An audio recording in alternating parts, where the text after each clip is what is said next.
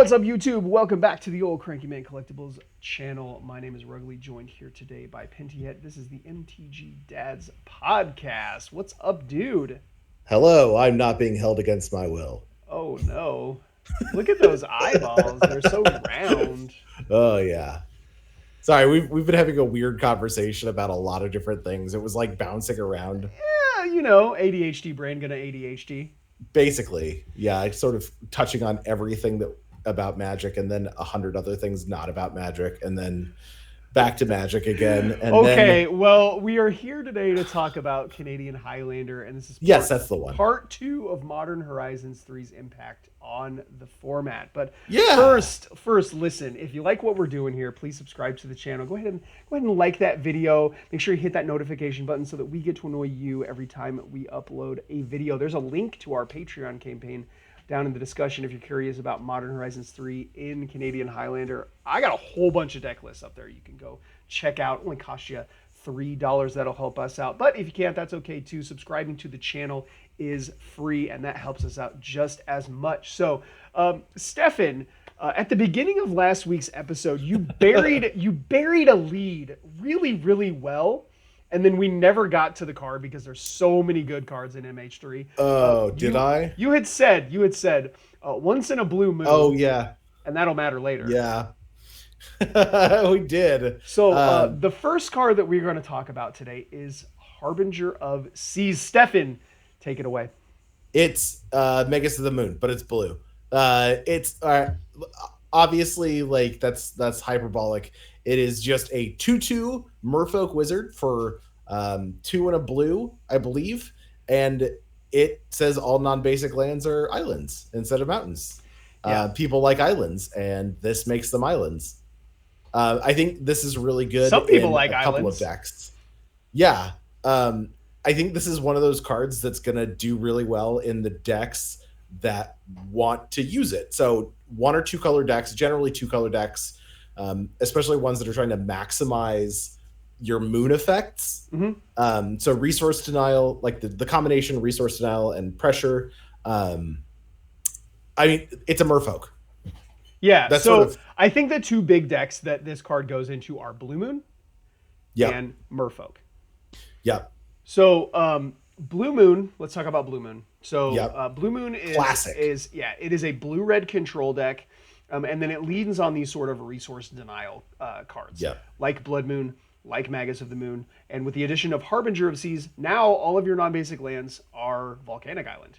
Yeah. Because if you have Magus of the Moon and Harbinger of Seas in play at the same time, all of your non-basic lands are Volcanic Islands, right?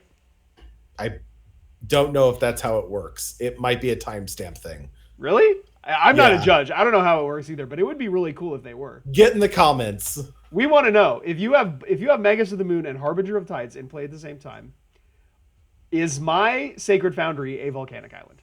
I think it's a timestamp thing where it's one or the other, like it takes over, or it's a replacement effect, and that replacement effect, I don't know, because it doesn't say. I don't know either.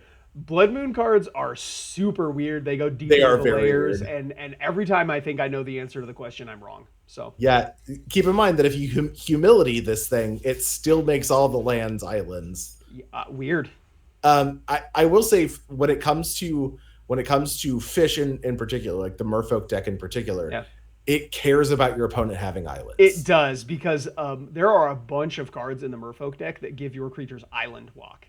Correct. And if you're playing against mono black, their creatures can still chump yours. But if you make their Takanuma or their Phyrexian Tower into an island, all of a sudden your creatures are unblockable, and that's real bad for them. You generally only need 1 or 2 swings. Fish get real big real fast. They do, yeah. They refill really fast. And I think it is sort of, if there was a place where Sorensen tempo headed, it was Merfolk. Sure. Because it's a green-blue tempo. You can have tempo elements Yep. with a lot of synergies with those creatures. Yeah, absolutely. I want to see that deck do well. Yeah, I mean, I love Merfolk. I've been, a big fan of Merfolk since, like Legacy 2010 or whatever. Yeah. When it was a very, very good deck in Legacy. This was before Delver of Secrets got printed. Yeah. And where, you want your 12 free counter spells. And the best way to do that was to just have Ether Vials and Fish. Yeah. This was before Merfolk really dived deep into the green cards. Now there are several really powerful green Merfolk. Yeah. Including a Lord, maybe 2 Lords actually. Yeah, I think that, maybe more than one. That just like you should be playing green in this deck. Yeah, you're not losing anything by playing green. It's a 2-color deck, so you get to maximize on your basics. So you're not, and obviously you can deploy the Harbinger of Tides whenever you want. If it's your card and it wouldn't be an advantage to your mana base, don't play it. There are people who like complain about moon effects because they're like, oh well, I have all these non-basics. I don't want to turn off my own lands. My brother, you do not have to cast the spell in your hand. Well, also, you put the card in your deck, though. You came here to do the thing. Yeah. Like, if it is going to win you the game, then play it. If it is not going to win you the game, hold that card in your hand until it does win you the game, or pitch it to a force of will. Yeah, you could. I mean, you could always cast it and then sacrifice it to Flare of Denial. Which... okay, that's another one that we got recently. This is a nice segue, isn't it? So yeah. So let's pump the brakes for a second and talk about the free spells that came in previous Modern Horizons sets, because the first cycle of free spells where you have Force of Negation, Force of Vigor, and whatever the other ones were, I don't think they matter. I think they're pretty well balanced. The blue one in particular, it's this free negate. That also exiles the spell that it counters, but you can only cast it for free on your opponent's turn.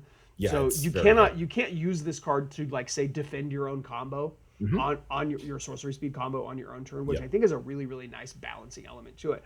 However, I am in the camp firm believer that the green force is the most messed up one. It's simply because it kills 2 things. Yeah, that's the issue. You're not down cards, and that was the whole point. Is that it should be down cards. Sure. Yeah. Well, that's the balancing element. I still don't know if the card is like broken per se. In certain formats, I think the card is like not in certain formats. Against certain decks, I think the card is like super duper messed up, but it's not to the point where like the format is going to warp around it. You know what I'm saying? Yeah. Let's talk about Modern Horizons 2's free spells. Yeah, because these are the ones that are messed up. Yeah. So again, it is the same basic principle, right? You exile a card of that color from your hand, and you get to do this thing for free. Correct. So in this case, they're evoke cards, and we're talking, of course, about Subtlety, Solitude, Grief, Fury, and Endurance. Every single one of these cards gets played in our format. Yep. And they are all not only our format, but lots of formats. Any format you can play them in. Any format you can play them in. They are very, very good. And these cards are almost never even on resources. They almost always trade up. Yeah, I mean, if the issue is always that you can interact with these cards while they are on the battlefield. Yep. Like, that's sort of the messed up part about them. Yep. Also, the fact that they're bodies they're means creatures. that you can just cast them naturally. Yep. They attack. At time of recording, Legacy is still like hands clasped on knees to WotC, please ban Grief. Yeah. Because the card is so messed up, you can reanimate. What if you could reanimate an Unmask? Yeah, the blue-black Reanimator deck that you're talking about is something like 60% of the metagame, and it has an insane win percentage. And it has had a negative impact on that format. Well, I don't know about the format, but I mean, certainly one could say that it has the metagame, negative effect on the format. But the player base for Legacy at large, very, very much does not like the card. They don't enjoy that. And Modern has a deck that is still abusing the card to this day. There's an argument about the other cards, like Fury is banned in Modern now. Still very powerful, very good in our format. Solitude and Subtlety and Endurance are much more fair because they feel much more reactive. So these cards are much more reactive than they do feel. Yeah. Yes, I would agree. Whereas Fury and Grief are yeah. like extremely proactive They cards. are. You want to hammer these things out and dominate your opponent as quickly as possible. Yeah. So I I do, as much as I hate endurance for personal reasons, you know, that they are sort of mistakes, like, right, like these are mistake I cards. think so. Yes. Yeah. Yeah. And They I think if you, they pushed it a little bit too hard. it's so funny. One of our first episodes we ever recorded, I believe we had a conversation about these cards, and I said that I don't like them in Modern and I wish they were banned. And this Oh was yes, yeah. well before, That like yeah, that the third episode. Go back and watch it, yeah. or don't. I mean, do what you want. I'm not your boss. Yeah, we had brought up, like, well, what card would you ban? Yeah. Mm-hmm. And I said I don't think that they are creating interesting or engaging games of Magic the Gathering. Sure. And I think Watsi agreed with me, at least on a couple fronts. So that brings us to the new cycle of free spells. These are the Yeah. flares. So, These are great. You can cast them for free by sacrificing a non-token creature that shares a color with the card. So, like I said, you could sacrifice the Harbinger of Tides to cast the Flare of Denial, and it's just counterspell. Yeah. I mean, its floor is cancel. Yep. So they're all instants, right? No, Flare Cultivation is the sorcery. Everything else is an instant. Oh, okay, gotcha. But everything else is meant to be interactive. I think Flare of Cultivation is the only like proactive card of the group. Mm-hmm. Because the red one is fairly. I mean, it has to be an instant though because it copies. Sure, yeah, but it could be used both ways. Yeah, you could use it defensively or proactively. Yeah, exactly. I think the best way that I've seen flipped on it is somebody copying their opponent's counterspell. Yeah, yep, that's the thing that it can do. So you can force through I saw a custom Magic card recently that was 1 in a red, and it just said target spell resolves. That's pretty neat, actually. And I sort of love that, and it reminds me of Flare of Duplication, where it's like, this resolves. I kind of dig that. Can we make that a real thing? Target spell resolves? It's a very complicated card for rules reasons, but it basically. But we understand what up in the stack. Yeah, we understand what it's trying to do, right? Yeah, it's sort of, there's an uncard or I think it was a, I don't remember if it was an uncard or a mystery booster card, but it was like the stack resolves in reverse order. Oh no! It's an enchantment that says the stack resolves in reverse order. That's insane. Yeah, it's just sort of like anything that messes with the stack, you're begging for rules for like. There's probably Judge. Can you just stand here while we play this game of Magic, please? Bob, please. You just call Bob over and be like, "Watch this, please. I need you here." Okay, but yeah. So there are the free spells I think are great. They're well designed. I love to see or looking forward to see what they do for our format. So there are several really really sweet callbacks to older Magic cards in this set, and we've got several of them to talk about right now. Let's start. Let's start with Volatile Stormdrake. Stefan, this is a card that you a player who is notorious for like faithless looting style decks are super pumped for Volatile Stormdrake, which I find very strange. So why don't you tell me about that card? I'm just going to do this off the top of my head. So Volatile Stormdrake is a 2-mana 3/2 with flyer. So 1 and a blue for a 3/2 flying Drake. It says when it comes into play, you get 4 energy, and then you switch control of it and a card your opponent controls, and then you can pay the energy equal to its mana value to keep it. And if you don't, it just dies. Yep. It's a removal spell in blue, and it gives them a 3/2 flyer. Yep. It's a callback to Gilded Drake. Gilded from Drake. Yep. From that's an oldie but a goldie from, I believe, Urza's Saga. Yep. And it is a reserve list card. It is very expensive now if you want to buy it. And Gilded Drake does effectively the same thing, but without the sack or pay energy. It doesn't kill the creature. Yeah. And it is a 3/3 instead of a 3/2. Gilded Drake, or the other Drake, the new one, also has protection from activated and triggered abilities, which I think is very funny because it prevents you from utilizing a planeswalker to bounce it back to your hand. Uh-huh. Which is it's a good idea.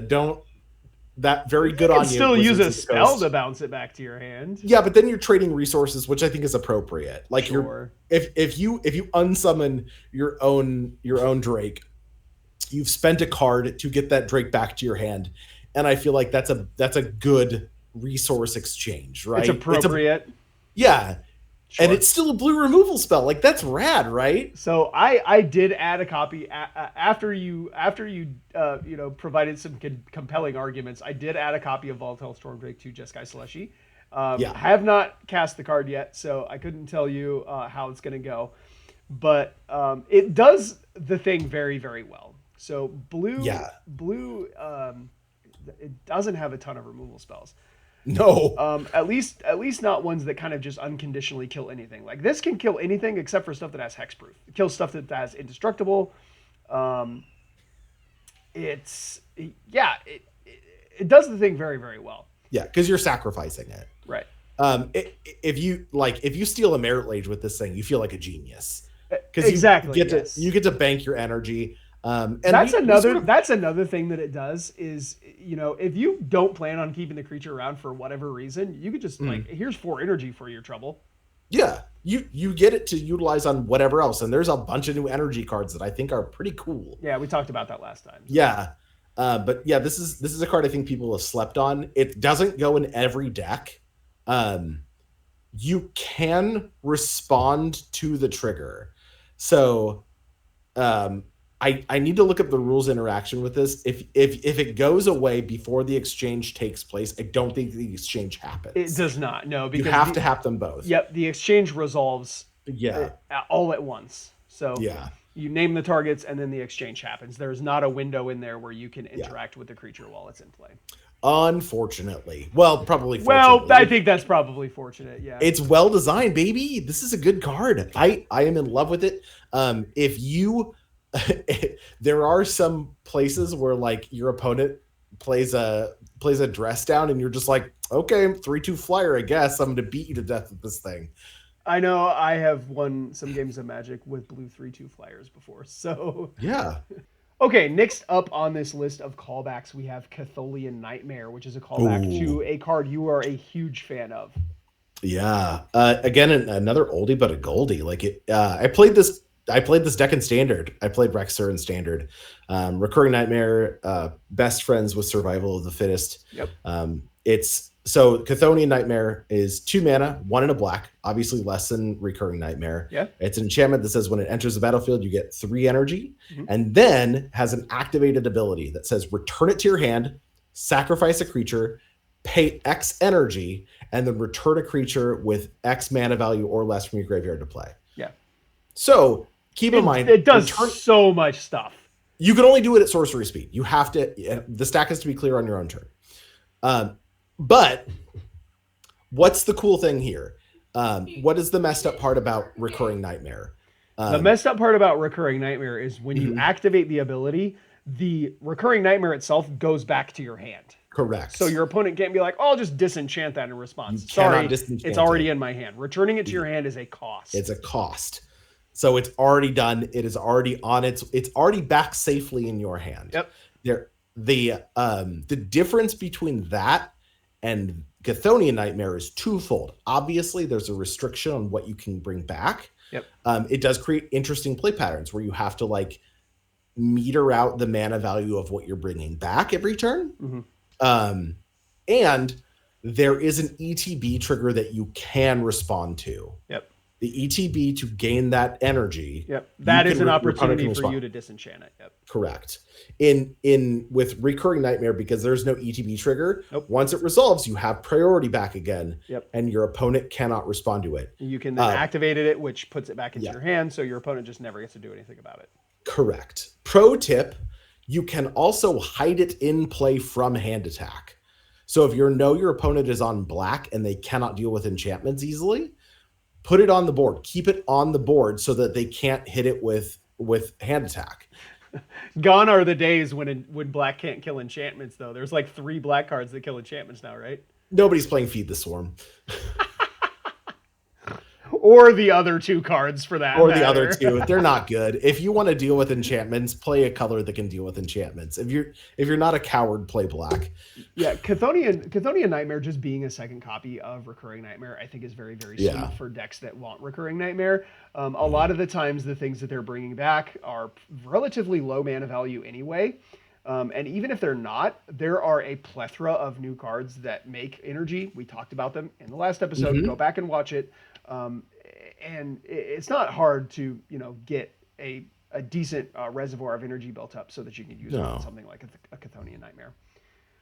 Next card that we're going to talk about is something that is very near and dear to the heart of Luke Shealy because he started playing Canadian Highlander with the card Allurin. So this card is Primal Prayers, which is a callback to Allurin. Stefan, tell me about Primal Prayers. Okay, so talking about Primal Prayers means you need to understand the context of Allurin.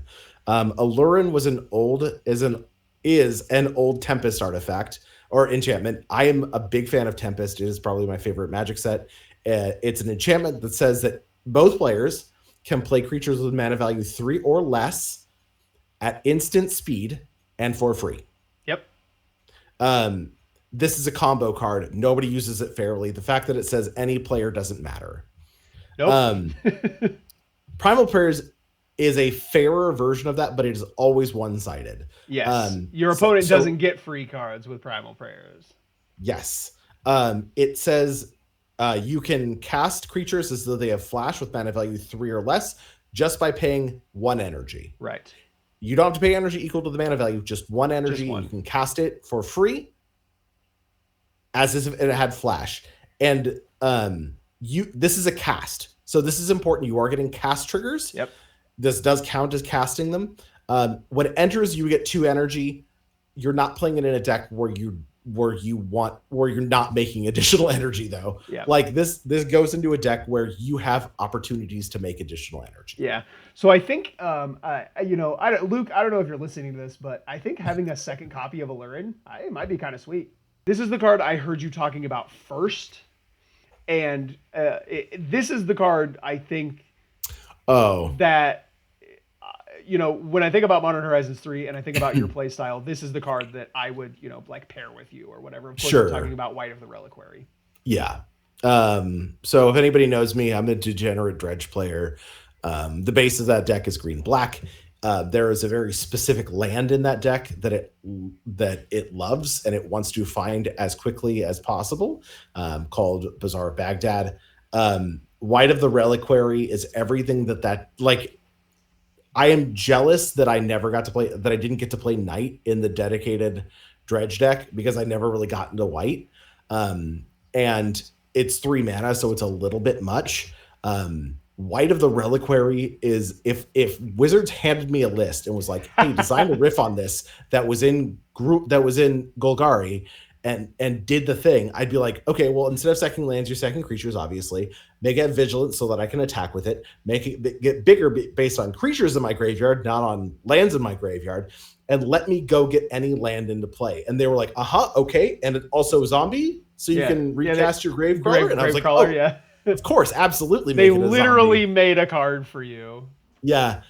This card's bonkers. I don't know what else to say. We're in a format with very powerful lands. Yes. And I think the fact that it makes itself bigger, you get to swing with it and activate it. Yeah.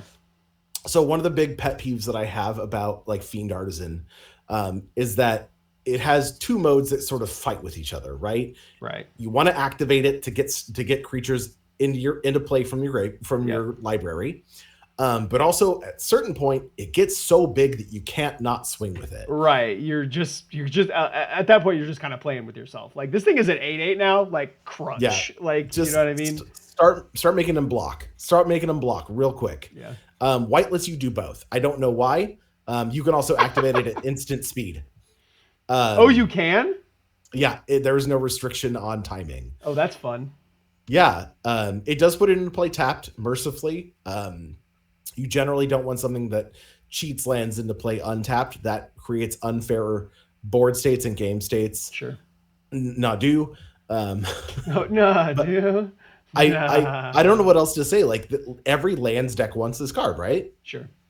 Sweet. So I had mentioned, I don't know if it was last week or a couple of weeks ago, that Travis got a whole bunch of really, really sweet cards for medium Oh white. my god. Of course he did. And at the Father's Day tournament, which was like a month ago at this point, I think, I got to see a bunch of those cards in action, and I think that well, a lot of them were really impressive, but the what is it called? The White Orchid Phantom. White Orchid Phantom was one of the most impressive ones. So this is a 2-mana 2/2 with vigilance and first strike. No, flying and it is a two mana, so white for a 2/2 with flying and first strike. Flying and first strike. Yeah, and then when it comes into play, it besiges a land. Yes. So it is a 2-mana strip mine, or is it non-basic? It's hang on, let me pull it back up. It is destroy up to one target non-basic land. Yeah. It's controlling my search of library for a basic land. You put it into play tapped. Yeah, tapped. And tapped. So there was a game where I played against Travis where he was able to string together a Weathered Wayfarer to go get Wasteland and then go get Strip Mine, and then he cast this card on top of that. I was just like, I don't get any lands this game. I don't get to have lands. I do want to make a small word about this card design in particular, in reference, because there is like two references happening. Yes, in this there card. are. Yes. So the first reference is to the Knight of the White Orchid. Yep. So this was originally printed in Shards of Alara. Yep. It's a 2/2 first strike human knight for 2 white. And when it enters play, if an opponent controls more lands than you, you search your library for a plains card, put it into play, then shuffle. Yep. This is a really good card for white decks that want to get up on mana. Yeah, this was kind of the first, for a long time, white players were like, oh, we don't have any card advantage. We get no card selection, et cetera, et cetera, et cetera. So this was like R&D's, I think, kind of first attempt at figuring out like white's space in the color pie for generating card advantage and ramp and stuff like that. So almost certainly. Do you know what the other reference is? Let's see. I don't think so.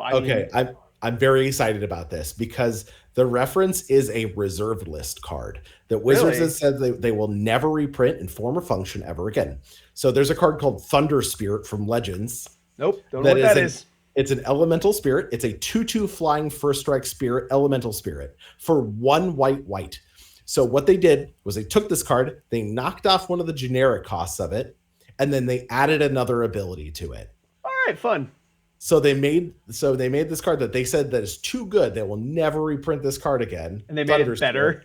And they made it better by stapling another ability to it and making it cheaper. So what did the original do? It was just a 3-mana 2/2 flying first strike. Correct. And that card was too good. And that they said that is a reserved list card from Legends that is too good. We are never reprinting this card. That card was too good. For forever, white did not get a flying first striking 2/2. I need a break because of this card. I gotta take a break. That card is too good, huh? Wow. Keep in mind, they've printed other 2/2s worth flying and first strike. Do you know how much mana they cost? Like probably 4. 4 is what the starting was. Are you serious right now? Yeah. The sort of like the base was like the Razorfoot Griffin. So these were Griffins, generally speaking. So 3 and a white for a 2/2 flying first strike. The Thunder Spirit was better than these because it was cheaper. It was 3 mana instead of 4 mana. I did not know any of this. I am shocked. Yeah, Battlewise Aven was a 2/2 for 4 mana that had flying and had first strike and +1/+1 if you had Threshold. Huh. And then the closest thing we got was the Helica Glider out of Ikoria. That's a 2/2 Nightmare Squirrel. When it enters the battlefield, you put you either give it flying or first strike. You put a counter on it. Yeah, I remember that. And it's flying or first strike. Yeah, nothing touched the Thunder Spirit in terms of like cost Really? and raw stats. Enter White Orchid Phantom. I think it's sort of a defensive thing. The fact that it has flying and first strike with 2 power. If it had vigilance, if it had vigilance, I would agree. Yeah, But the fact that like it can either attack or block, to me that like that's the balance. You don't get both. But also like it's just so like I guess they wanted to push it. It's just funny to me that this is the first card that I can point to and go, they did a better one. They made it cheaper. Like they did flying and first strike natively on a body for and it took them 19 years to do that. Yeah. Yeah. Oh man, that's crazy. I love it to end a podcast with a little story time. Listen, if you like what we're doing here, please subscribe to the channel. Make sure you turn notifications on so that we get to annoy you every time we upload a video. And with that out of the way, we just want to remind you that we're proud of you. Bye. Later.